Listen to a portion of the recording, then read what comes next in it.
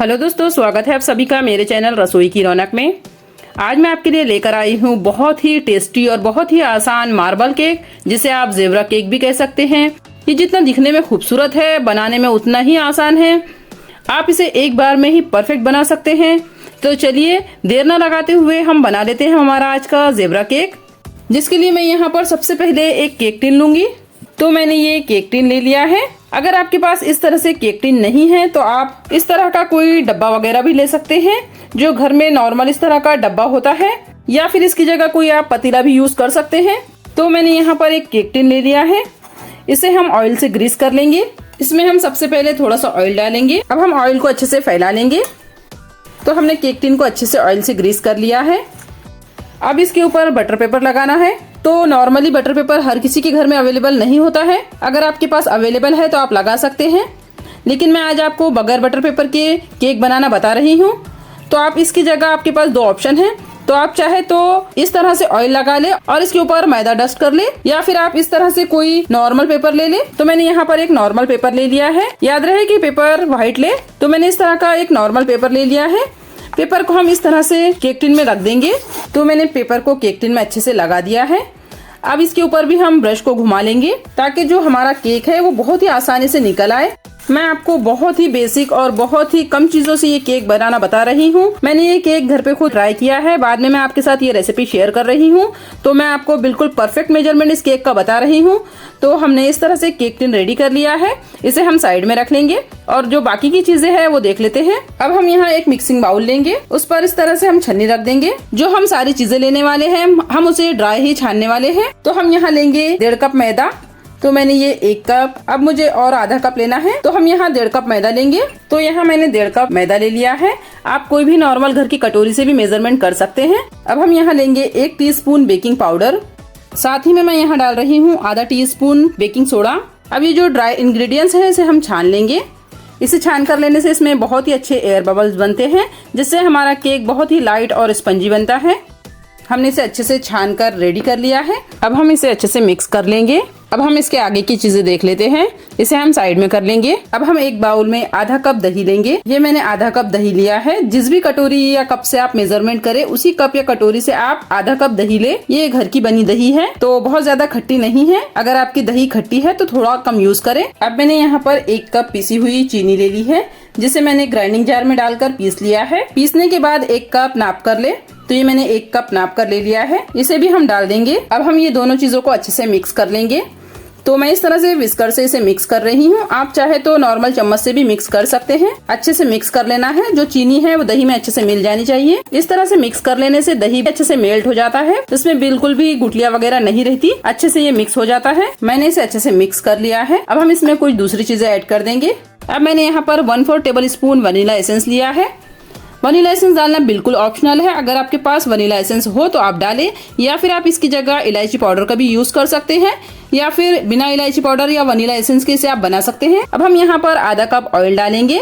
Oil बिना smell वाला लेना है। तो मैंने यहाँ आधा कप ऑयल डाला है। आप इसकी जगह बटर या घी का भी यूज कर सकते हैं। दोनों चीजों को मेल्ट करके लेना है, लेकिन मैं यहाँ ऑयल से बना रही हूँ। अब इसे हम अच्छे से मिक्स कर लेंगे। इसे हमें तब तक हिलाना है जब तक ये सारी चीजें एक साथ कंबाइंड ना हो जाए। तो हम इसे अच्छे से मिक्स कर लेंगे। तो आप देख सकते हैं मैंने इसे अच्छे से मिक्स कर लिया है। तो आप देख सकते हैं जो कॉर्नर है उसमें बिल्कुल भी तेल नजर नहीं आ रहा है।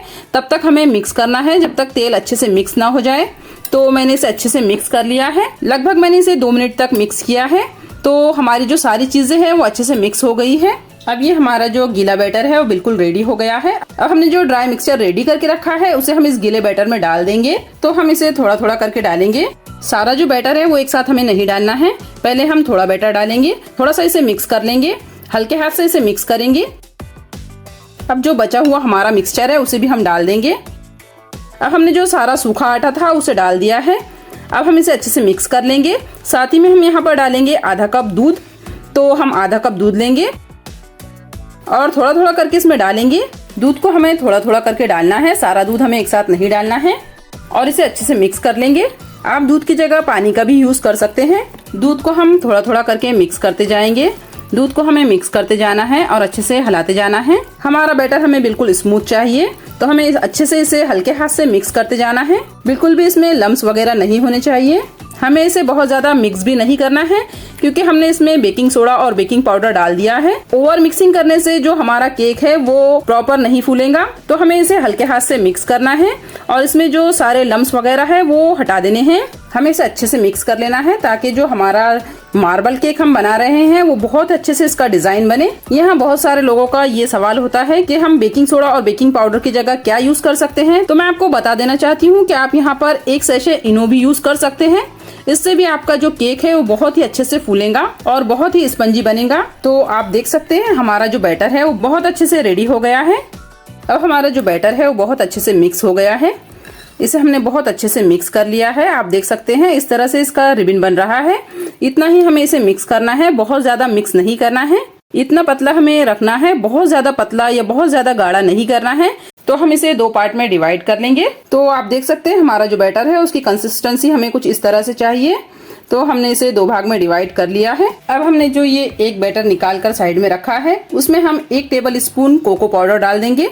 बहुत ज्यादा नहीं डालना है, सिर्फ 1 टेबल स्पून डालेंगे। अब इसमें हम 1 टेबल स्पून दूध डालेंगे। बहुत ज्यादा नहीं डालना है, सिर्फ 1 टेबल स्पून हम इसमें दूध डालेंगे। आप इसकी जगह पानी का भी यूज कर सकते हैं। इसे हम अच्छे से मिक्स कर लेंगे। अगर हम इसमें दूध या पानी नहीं डालेंगे तो जो इसकी कंसिस्टेंसी है वो थोड़ी थिक हो जाएंगी, जिससे कि हमारा जो केक है वो प्रॉपर नहीं बन पाएगा। इसे हम अच्छे से मिक्स कर लेंगे। तो हमारा जो बैटर है वो इस तरह से रिबन की जैसा गिर रहा है। हमारी जो कंसिस्टेंसी है वो इक्वल हो गई है। अब हम इसे रेडी कर लेंगे। अब हम गैस में कढ़ाई रख लेंगे। आप कढ़ाई की जगह कुकर, पतीला या आपके पास जो अवेलेबल हो आप वो बर्तन यहाँ पर यूज कर सकते हैं। मैंने इस तरह से कढ़ाई ली है। कढ़ाई को हमें प्रीहीट कर लेना है। अब हम गैस ऑन कर लेंगे। अब मेरे पास इस तरह से स्टैंड है जो मैं केक बेक करते वक्त कढ़ाई में रखती हूँ। तो मैं यहाँ पर इस तरह से स्टैंड रख रही हूँ।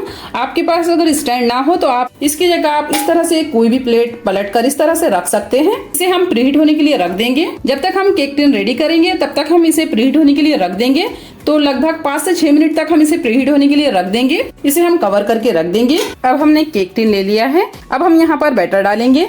तो हम यहाँ पर 2 सेम साइज के चम्मच लेंगे जिससे हमें बैटर डालना है। तो हमें लगभग 1 से 2 चम्मच बैटर डालना है। सेम क्वांटिटी में बैटर को डालना है। अगर आप 1 चम्मच डाल रहे हैं तो दोनों भी बैटर को 1-1 चम्मच डालें।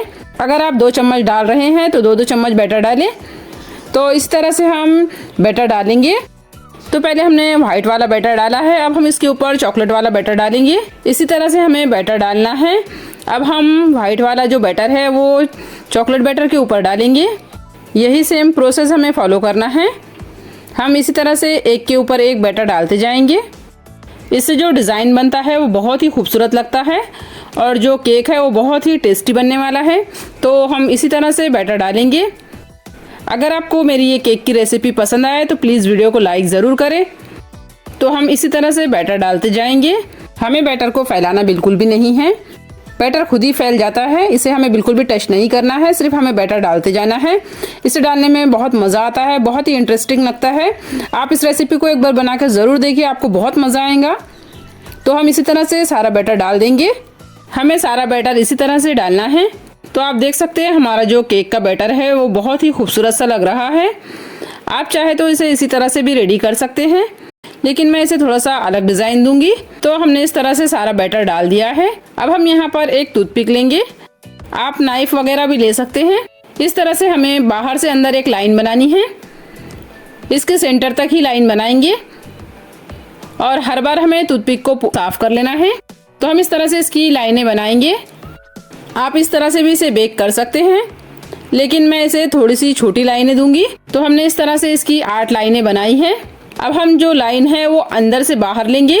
तो इस तरह से हमें लाइन बनानी है। इससे जो हमारा केक का डिज़ाइन है वो बहुत ही अच्छा लगेगा। तो हमने इस तरह से केक को रेडी कर लिया है।